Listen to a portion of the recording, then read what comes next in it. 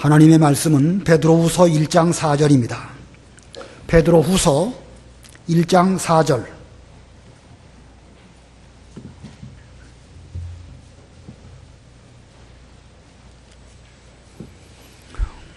베드로후서 1장 4절 말씀 봉독하겠습니다.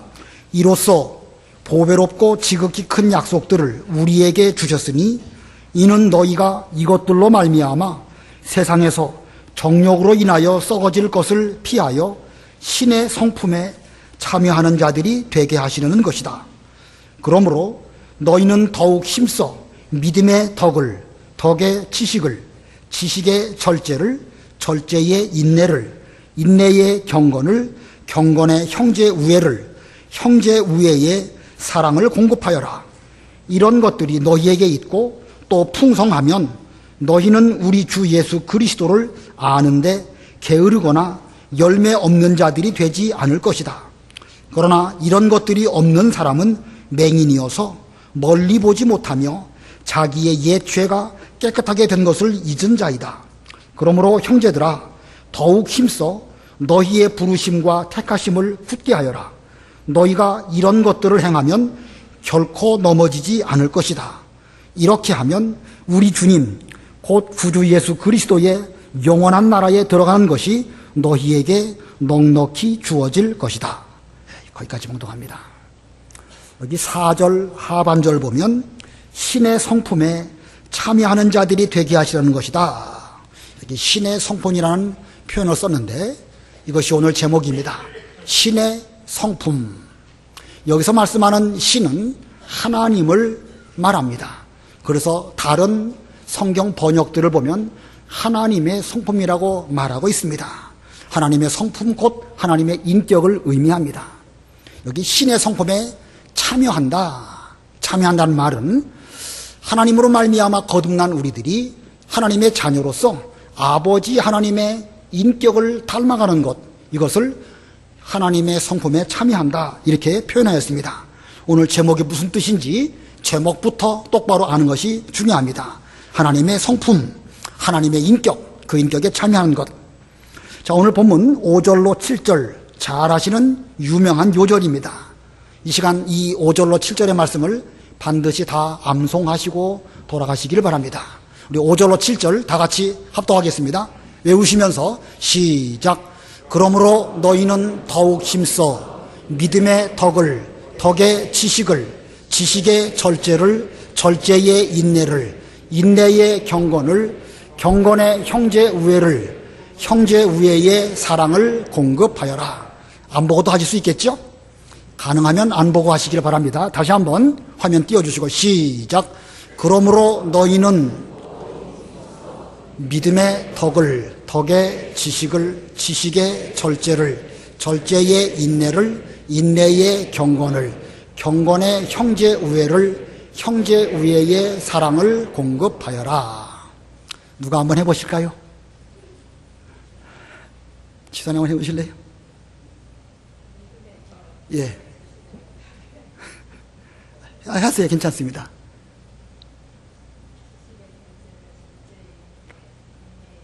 경건.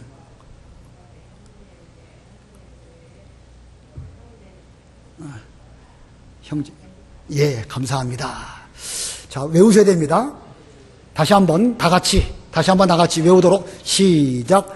그러므로 너희는 더욱 힘써 믿음의 덕을, 덕의 지식을, 지식의 절제를, 절제의 인내를, 인내의 경건을, 경건의 형제 우애를, 형제 우애의 사랑을 공급하여라. 지난 주일날 하나님께서 우리를 택하시고 우리에게 값없이 주신 선물에 대해서 배웠습니다. 하나님께서 우리에게 값없이 주신 선물 3가지가 있는데 첫 번째는 믿음입니다. 예, 보배로운 믿음을 주셨다. 1절에 말씀하였고 2절에서는 우리에게 있는 생명을 곧 중생한 영혼이라고 설명을 드렸죠. 예, 우리에게 중생한 영혼을 주셨고 또 이 중생한 영혼이 영의 양식으로 삼도록 우리에게 약속, 즉 성경을 주셨다. 예, 하나님은 우리에게 믿음을 주시고 믿음을 통로로 해서 하나님의 은혜를 우리에게 주시는데 제일 먼저 주신 하나님의 은혜가 바로 죽었던 우리의 영혼이 중생해서 하나님을 알고 섬기는 것입니다. 자, 이 중생한 영혼이 믿음으로 말미암아 새롭게 태어나게 되었는데 그 중생한 영혼이 태어난 그대로 있어서는 안 되겠죠. 그 중생한 영혼이 점점 자라나도록 하시려고 경건에 속한 모든 것들을 주셨고 또 보배롭고 큰 약속 곧 성경을 우리에게 주셔서 그 성경 말씀이 우리의 영혼의 양식이 되도록 하셨습니다. 이 세 가지는 우리 인간의 수고와 노력으로 얻을 수 없고 얻기가 불가능한 이런 것이었는데 하나님께서 은혜로 값없이 우리들에게 주셨습니다. 하나님께서 이런 이 세 가지 중요한 선물들을 주신 목적이 어디에 있을까? 4절 말씀 읽어보시기 바랍니다. 4절 이로써 보배롭고 지극히 큰 약속들을 우리에게 주셨으니 이는 너희가 이것들로 말미암아 세상에서 정욕으로 인하여 썩어질 것을 피하여 신의 성품에 참여하는 자들이 되게 하시려는 것이다. 4절 하반절에 이는 이런 것을 주신 그 목적은 너희가 이것들로 말미암아 세상에서 정욕으로 인하여 썩어질 것을 피하여 신의 성품에 참여하는 자들이 되게 하시려는 것이다. 여기 4절 말씀해 보면 두 가지 요소를 말씀하고 있습니다.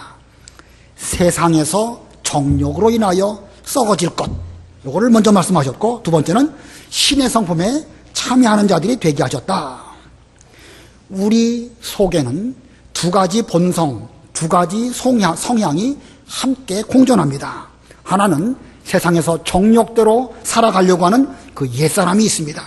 이것은 부패한 육체의 본성입니다.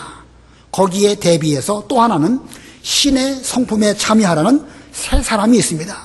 이 새 사람은 중생한 영혼의 본성입니다. 이 두 가지, 부패한 육체의 본성, 중생한 영혼의 본성, 이 두 가지가 우리 속에 함께 공존하면서 끊임없이 대립하고 끊임없이 싸우고 항상 정반대로 우리의 인격을 끌고 가려고 작용을 합니다. 아무리 구원받은 성도라 할지라도 어떻게 생각하고 어떻게 행동하느냐에 따라서 맺히는 열매가 육체의 열매를 맺기도 하고 성령의 열매를 맺기도 하는 것입니다. 요즘은 고드름 보기가 쉽지가 않은데 옛날에 고드름 다 보셨지요? 고드름이 어떻게 맺혀지게 되지요? 물방울이 한 방울 한 방울 떨어지는데 제일 먼저 그 한 방울이 얼입니다. 그래서 이제 고드름이 시작이 되죠. 그 얼어버린 그 얼음, 그 첫 물방울을 타고 또 다른 물방울이 공급되면 점점 얼어져서 그 고드름이 커지게 됩니다. 마치 자라나는 것 같이 되는 것이지요. 옛날에는 제가 어렸을 때만 해도 그 고드름 따서 먹기도 했습니다. 깨끗하니까 먹어도 괜찮은 그런 시대였습니다. 그런데 아주 더럽고 추한 그런 고드름도 있죠. 그 난로, 연통에 거기서 맺혀지는 그 고드름, 이것은 뭐 누렇게 생겨가지고 보기도 싫지만 흉측하기까지 한 그런 고드름도 있습니다. 우리 사람의 성품도 마치 이 고드름이 맺히는 이치와 같습니다. 사람이 어떤 생각을 하고 또 그 생각대로 어떤 행동을 하게 되면 그 행동으로 말미암아 그 사람의 인품이 점점 맺혀져 가는데 고드름 맺히는 것과 같습니다. 어떤 일을 만나게 되면 이거 뭐 기분 나쁜데 가서 한번 해야 될까 하고 마음으로 생각을 하다 보면 어느새 그 생각이 행동으로 나타나게 됩니다. 한 번, 두 번 그렇게 행동하다 보면 자기도 모르는 사이에 늘 그렇게 자기가 만들어져서 인격이 그렇게 되어서 마치 더럽고 흉측한 고드름처럼 우리의 인격도 그렇게 될 수밖에 없습니다. 하지만 그와는 반대로 어떤 일을 만났을 때에 믿음으로 생각을 하고 또 중생한 영혼이 그 작용을 해서 기도하고 성경 말씀에 입각해서 예수님이시라면 어떻게 하셨을까? 예수님의 입장을 생각하고 예수님처럼 하려고 노력하다 보면 점점 하나님의 성품에 우리도 가까워지게 되고 점점 만들어져 가게 되는 것입니다. 이것이 곧 신의 성품에 참여하게 되는 것입니다. 오늘 본문 가운데서 이 시간에 신의 성품에 참여하는 방법이 무엇이고 신의 성품에 참여하면 그 결과가 무엇일까? 그 두 가지를 본문을 통하여 살펴보려고 합니다. 자, 첫 번째, 신의 성품에 참여하는 법. 어떻게 우리가 하나님의 성품에 참여할 수 있을까? 아까 여러분 보고 암송하시라고 한 그 5절로 7절 이 안에 다 들어 있습니다. 다시 한번 5절로 7절 다 같이 암송하시도록 하겠습니다. 그러므로 너희는 더욱 힘써. 시작.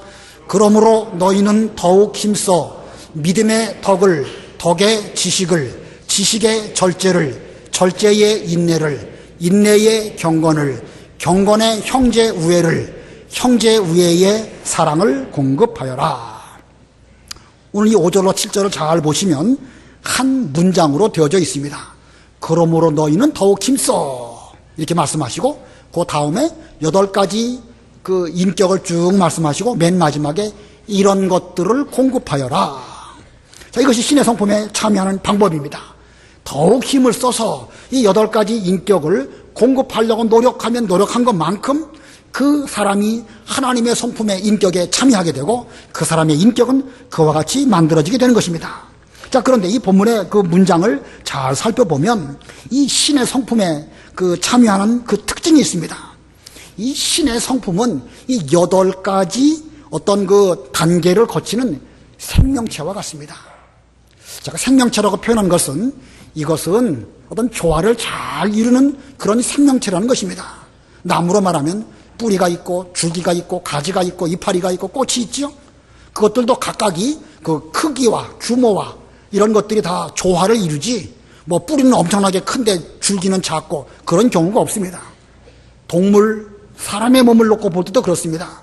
다리가 있고 몸이 있고 팔다리가 있고 또 뭐 얼굴이 있고 이런 것들이 다 조화를 잘 이루고 있습니다. 그 중에 어느 것만 특별히 크고 어느 것은 작고 그러면 우리는 그런 형태를 기형적이라고 말합니다. 자, 이 생명체는 이렇게 하나님께서 그 창조하신 그 순서, 조화, 질서 이런 것들을 잘 유지하면서 균형 있게 그 모습을 하고 있습니다. 우리 하나님의 성품도 다 그와 같습니다. 살아있는 생명체와 같습니다. 그렇기 때문에 이 하나님의 성품은 힘써서 노력하는 것만큼 어떻게 되겠죠? 자라나게 되겠죠. 예, 살아있는 것 가운데 움직이지 않는 것, 자라나지 않는 것은 하나도 없습니다. 힘써 공급하라. 여기 여러분들이 와 계시지만 다 각각 그 인격적인 면이나 혹은 육체적인 면도 다 균일하지 않습니다. 얼마나 힘써서 노력했느냐에 따라서 그 사람의 근육, 힘줄 이런 형태가 다른 것처럼 각각의 인품, 성향 이런 것들도 다 각각 다를 수밖에 없습니다. 그러므로 우리는 힘써서 이런 것들을 공급함으로 하나님의 성품에 참여하는 이런 우리들이 되어야 됩니다. 그리고 또 여기 잘 보면 하나님의 성품의 시작은 무엇으로 시작되는 것이죠? 믿음으로 시작되는데 그 하나님의 성품의 완성은 무엇으로 완성됩니까?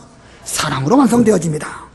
반드시 믿음에서부터 시작되는 것이고 그리고 그 최종 단계는 사랑입니다. 여기서 말하는 사랑, 아가페, 곧 하나님의 사랑이라야 하는 것입니다. 자, 이 신의 성품에 우리가 참여하는 것 어떻게 해야 참여할 것인가? 이 8가지 성품을 하나하나 살펴보도록 하겠습니다. 첫 번째는 믿음입니다. 믿음. 하나님께서 우리 믿는 성도들에게 값없이 보배로운 믿음을 주셨다고 하셨습니다. 자, 하나님으로 말미암아 우리에게 주신 그 믿음. 자, 그것은 그 믿음 자체인데 그 믿음을 받은 우리가 그 믿음을 써야 됩니다. 근데 그 쓰는 데 있어서는 다 각각이에요. 받은 바, 하나님께로부터 받은 바 그 원 믿음은 다 똑같은 믿음을 받았습니다. 예수 그리스도를 구주로 믿을 때에 선물로 그 믿음을 주셨습니다. 그 원 믿음은 누구에게나 다 동일한 같은 믿음을 주셨는데 그 믿음을 내가 써먹는 여부에 따라서 어떤 사람은 믿음이 크고 괜찮은 사람도 있지만 어떤 사람은 그 믿음이 부족해서 주님 저희들에게 믿음을 더하여 주십시오 라고 말할 수밖에 없는 그런 사람도 있습니다. 자, 그런 면으로 볼 때에 원 믿음은 다 같지만 받은 바 그 믿음을 쓰는 여부에 따라서 우리의 믿음의 크기는 다르다는 것입니다. 그런 면에서 볼 때 이 믿음은 우리 신앙 인격의 가장 기초입니다. 건물로 말하면 기초 공사와 같습니다. 이 기초 공사인 믿음이 얼마나 큰가에 따라서 그 위에 올려놓을 하나님의 성품들이 다 각각 달라질 수 있어요. 그러므로 할 수 있으면 큰 믿음을 달라고 하나님께 기도해야 되겠고 그런 믿음이 되도록 노력을 해야 됩니다. 이스라엘 백성들이 출애굽해서 그리고 막 홍해의 난관을 만나게 되었습니다. 다수의 사람들은 그 어려운 상황 가운데서 우왕좌왕하고 혼비백산하는 이런 가운데서 불안했습니다. 그때 모세는 하나님을 신뢰하고 기도하는 가운데에서 오늘 하나님께서 너희들을 어떻게 구원하실지 너희들은 우왕좌왕하지 말고 가만히 앉아서 하나님의 구원을 지켜보아라, 이렇게 말을 했습니다. 다 같이 애굽에서 구원받았지만 모세의 믿음은 하나님을 든든히 의지하는 가운데에서 하나님의 구원을 이루려고 노력한 그런 인물이라고 하면 다른 백성들은 거기에 미치지 못하는 그런 상태였습니다. 똑같은 믿음이지만 백성들의 믿음과 모세의 믿음은 그 크기에 있어서 차이가 있습니다.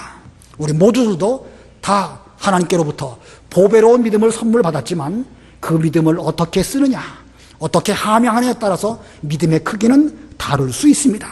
자, 두 번째는 믿음의 무엇입니까? 덕입니다. 자, 믿음이 든든하다면 그 위에 덕이라고 하는 덕목을 올려놔야 됩니다. 이 덕이란 게 무엇일까? 넉넉함. 제 나름대로 덕이 무엇이냐 설명하라고 하면 넉넉함이라고 말할 수 있을 것입니다. 다른 사람을 너그럽게 포용할 수 있는 도량 혹은 그런 마음가짐, 이게 덕입니다. 의외로 믿음은 좋은데 덕이 없는 사람 많습니다. 자기는 잘한다고 하는 거예요. 그런데 다른 사람의 허물에 대해서 지나치게 까다로워가지고 매사에 충돌하는 이런 경우 있을 수 있습니다. 남을 포용하지 못하기 때문에 물론 분명 자기는 믿음이 있기는 있습니다. 근데 덕이 부족하기 때문에 다른 사람을 너그럽게 용납하지 못하기 때문에 여러 가지 문제가 있을 수 있습니다. 우리 성경에 보면 훌륭한 믿음의 인물들은 하나같이 다 덕이 있습니다. 믿음의 조상 아브라함의 경우를 보면 롯과 늘 함께하였죠. 그 나홀의 아들이 롯이죠. 아브라함은 큰아버지이고 롯은 조카입니다. 근데 아브라함이 갈대아 우르를 떠나서 하란을 거쳐서 이 가나안 땅에 올 때 롯이 함께했고, 애굽으로 갈 때도 롯은 동행했고, 애굽에서 올라올 때도 함께했습니다. 큰아버지가 돼가지고 조카를 잘 데리고 다녔다. 그것만 봐도 참 덕이 있는 인물이다 라고 생각할 수 있고, 아브라함의 목자와 롯의 목자가 서로 다투게 되었을 때에 아브라함이 말합니다. 내가 먼저 선택해라. 내가 좌하면 나는 우하고 내가 우하면 나는 좌하겠다. 먼저 양보한 거 보면 아브라함은 믿음의 조상으로서 덕도 큰 그런 인물입니다. 롯이 소돔 고모라로 갔는데 거기에서 이 포로 잡혀가고 재산을 다 빼앗기는 그런 일이 있었을 때에 아브라함은 자기 식구들을 이끌고 가가지고 그 그돌라오멜 연합군을 파괴하고 그 롯을 건져냈습니다. 하나님의 뜻이 소돔 고모라에게 심판하시는 것이 하나님의 뜻임을 알게 되었을 때에 저 가운데 의인이 있으면 하나님 그들을 불쌍히 여기셔야 되지 않겠습니까? 그렇게 기도했습니다. 자, 아브라함이 얼마나 그 덕이 있는 사람인지 알 수가 있죠?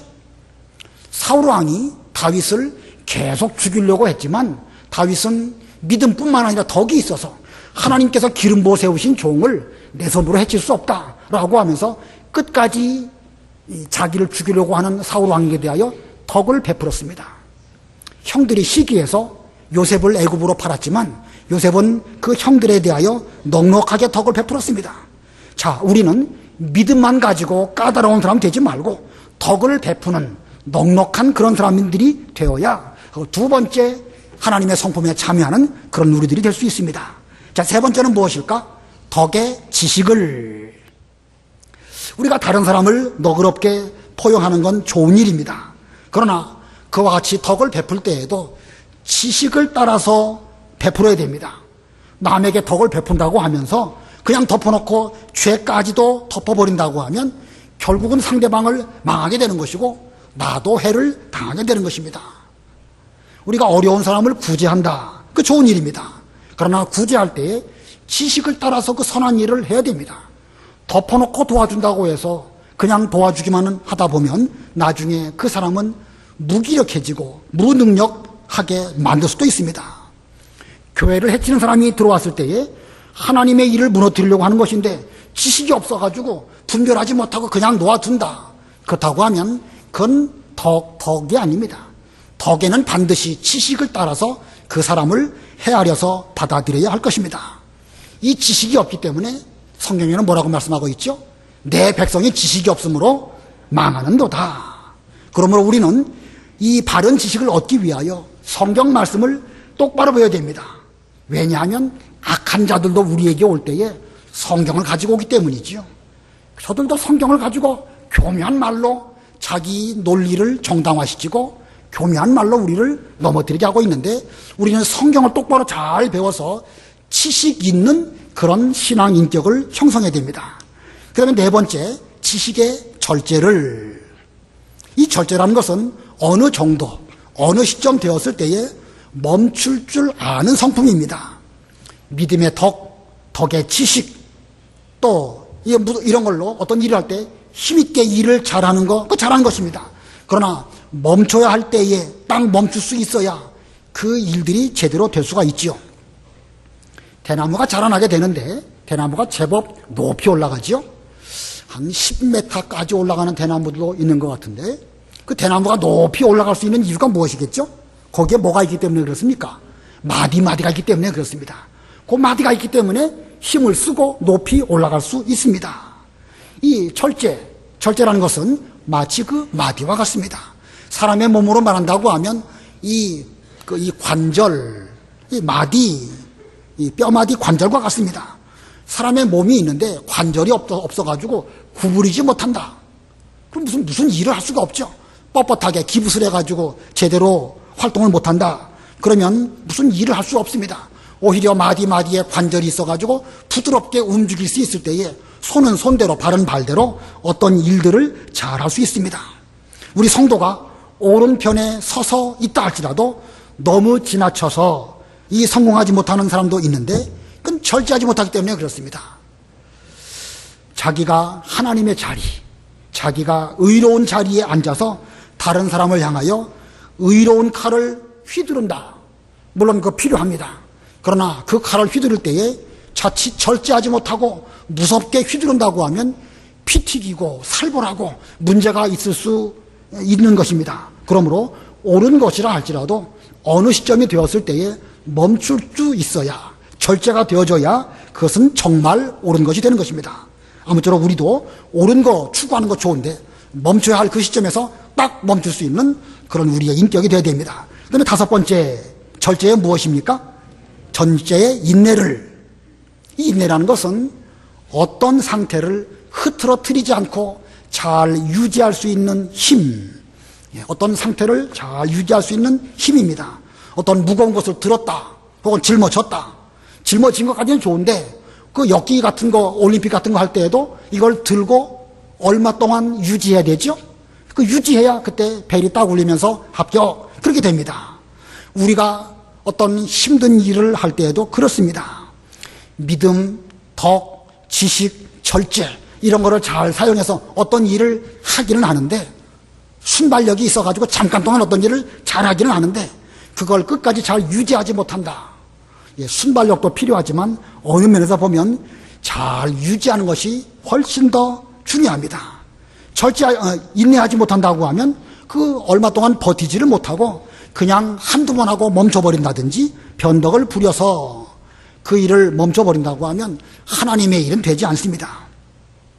그러므로 우리는 하나님의 일을 할 때 한두 번 잘하는 것보다 끝까지 잘하는 것, 마지막까지 잘하는 것, 하나님께 인정받을 때까지 잘하는 것, 그것이 중요합니다.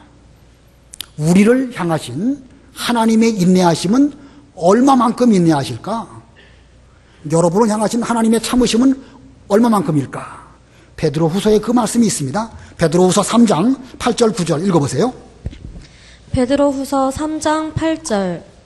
사랑하는 자들아, 죽게는 하루가 1000년 같고 1000년이 하루 같다는 이 한 가지를 잊지 마라.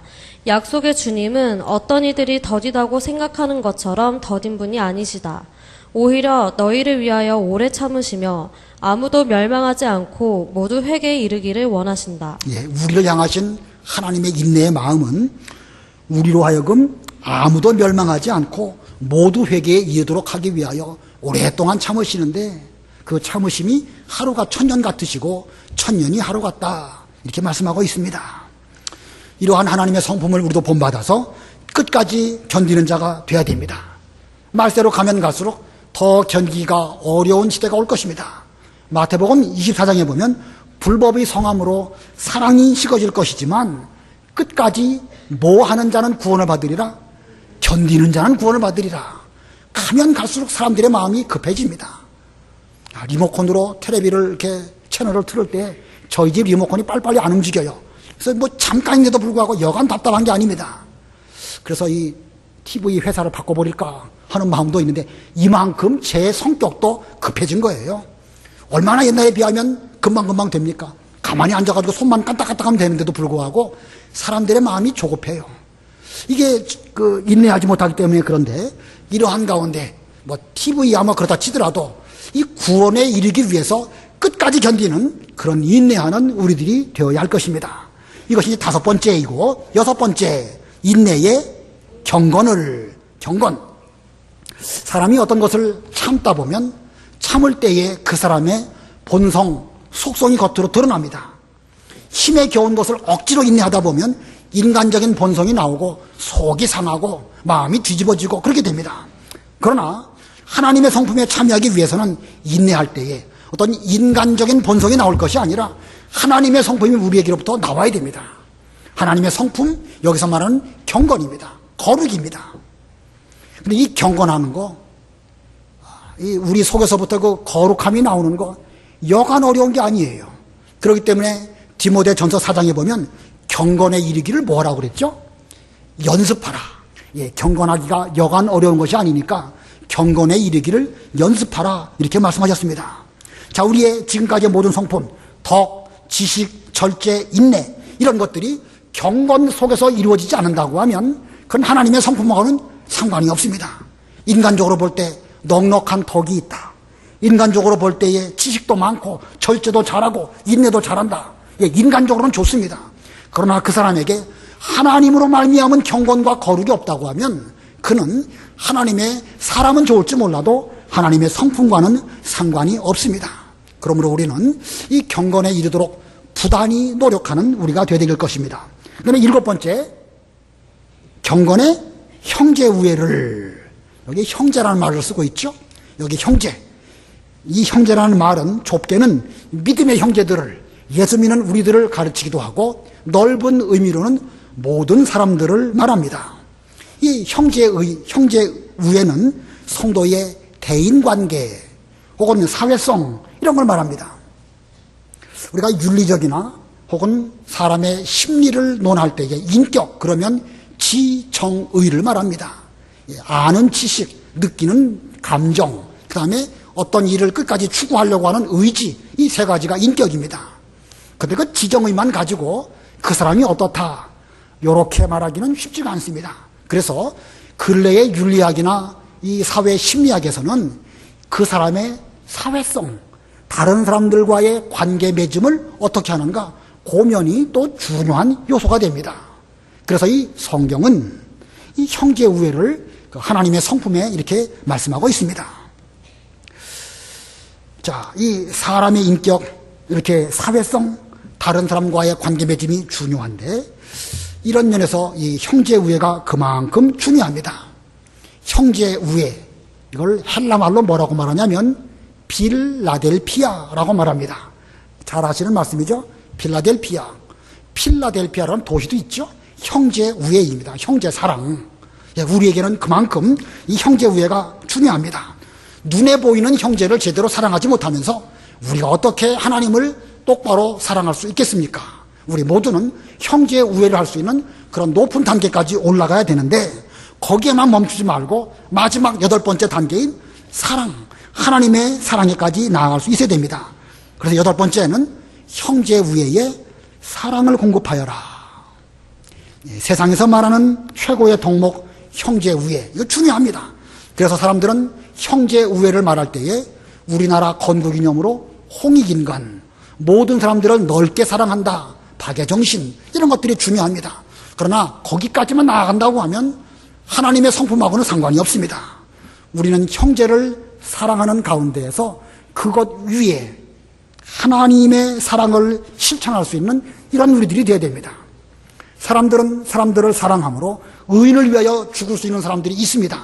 그러나 하나님의 사랑은 어떤 사랑이지요? 우리가 죄인 되었을 때에, 우리는 감히 하나님께 나아가지도 못하는 그런 가운데 있었을 때에 죄인을 사랑하셔서 사람의 몸을 입고 찾아와 주시고 우리 대신 십자가에 죽어주신 이런 하나님의 사랑을 예수 그리스도를 통하여 나타내 주셨습니다. 우리가 이 하나님의 사랑을 우리의 삶 가운데 실천한다고 하면 그 사람의 인격은 온전한 그 인격까지 나아갔다 할 수 있을 것입니다. 자, 8가지 믿음의 기초에서 출발한 우리 성도의 인격은 형제를 사랑하는 형제 우애를 실천하고 또 거기에 멈추지 아니하고 더 나아가서 하나님의 온전하심과 같이 우리도 하나님을 닮아서 죄인까지 원수까지 사랑할 수 있는 그런 사랑을 실천할 때에 우리의 하나님의 인격 닮아가는 거 완성되어지는 것입니다.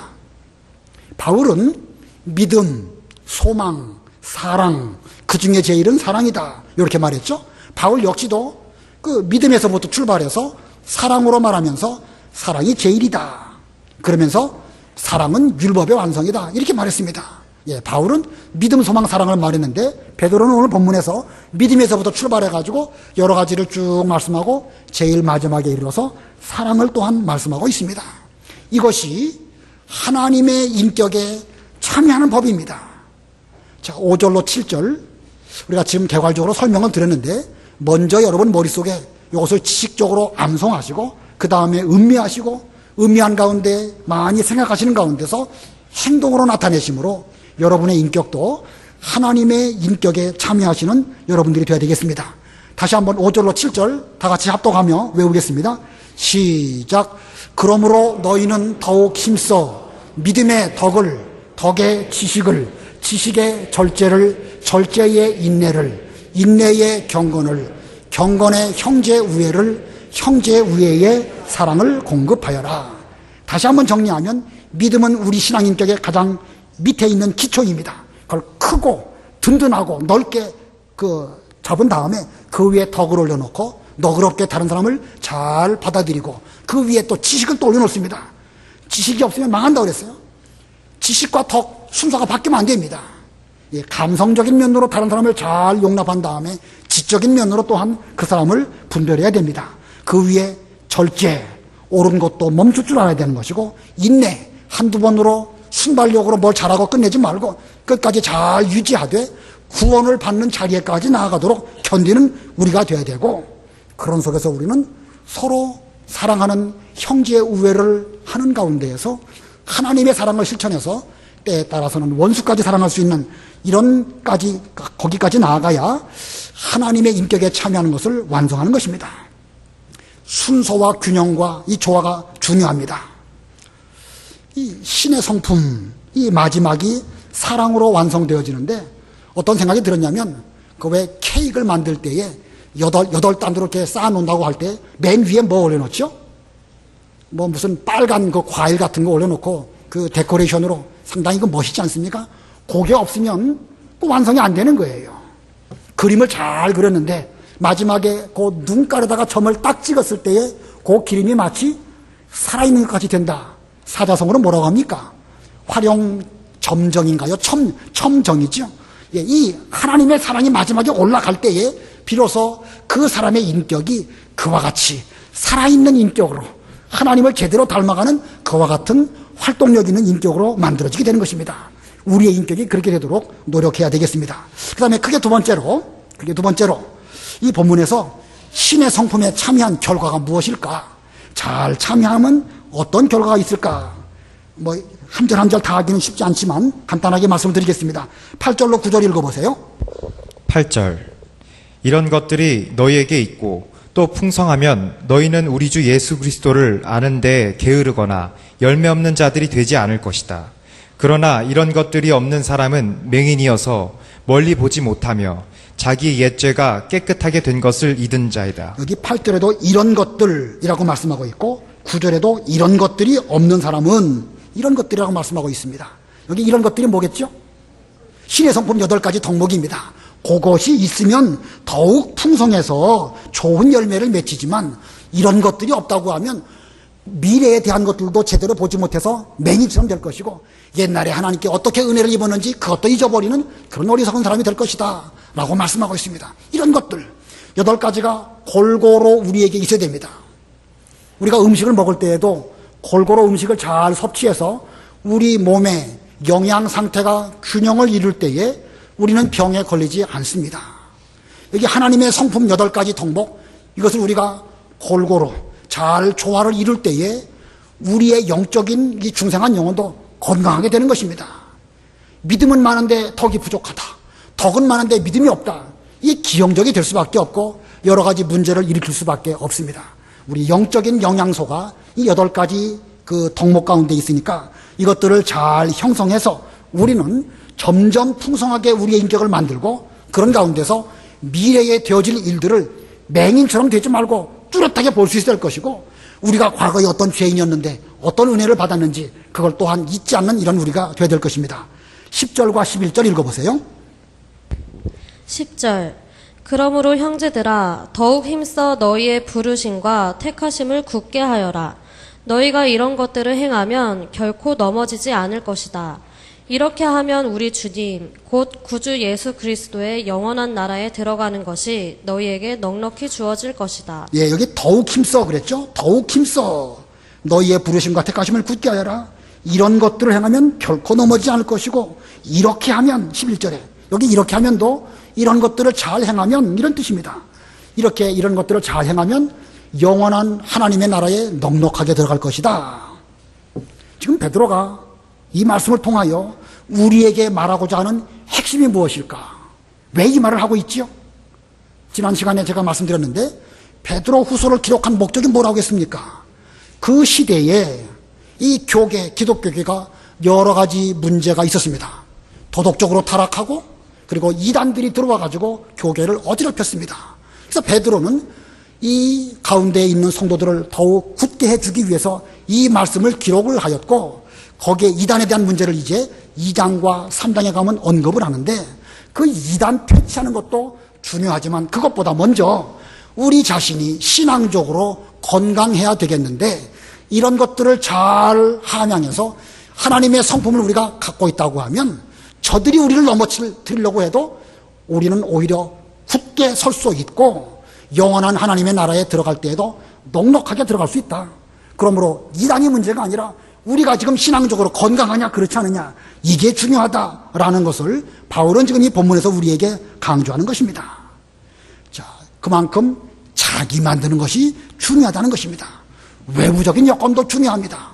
외부적인 환경이 어렵다. 그것도 우리에게는 신경 쓰일 만한 일이지만 그러나 그것보다 더 중요한 것은 내 자신이 신앙적으로 모든 하나님의 성품을 잘 구비함으로 건강하다고 하면 우리는 넘어지지 않을 수 있고 영원한 하나님의 나라에 우리는 넉넉하게 들어갈 수 있는 이런 은혜가 있을 것이니까 너희들은 먼저 자기의 신앙 인격을 잘 만들어라.